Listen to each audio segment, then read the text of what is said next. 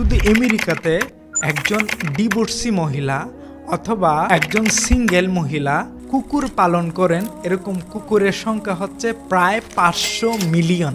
এবার চিন্তা করতে পারেন, যেখানে একজন অসহায় মানুষকে ভালোবাসা দেওয়ার কথা, একটা বাচ্চাকে ভালোবাসা দেওয়ার কথা, তার মা বাবাকে সেবা করার কথা, তার ভাই বন্ধুকে সেবা করার কথা, সেখানে সে একটা কুকুরকে সেবা করার মধ্যে তার জীবনযাপন অতিবাহিত করছে। আপনারা শুনলে আরও অবাক হবেন, অনেক মহিলা আছে যারা শুধু কুকুরকে বিয়ে করে, আবার অনেক পুরুষও আছেন যারা কুকুরকে বিয়ে করে, বিড়ালকে বিয়ে করে, খরগোশকে বিয়ে করে, এমনকি ইঁদুরকে পর্যন্ত বিয়ে করে। আমরা এতটাই নিম্নমুখী হয়েছে এদের লাইফ, আমরা অনেক সময় নিউজে দেখি যে তারা একটা রাইস কুকারকে বিয়ে করেছে। এই যে পরিবার ব্যবস্থার ভাঙন অথবা বিয়েটাকে একটা আনসোল করে ফেলা, মানে হচ্ছে মানুষকে আত্মিক থেকে অনাত্মিক জায়গায় নিয়ে যাওয়া, এটা কিন্তু পুরোপুরি পাশ্চাত্য সভ্যতার দান।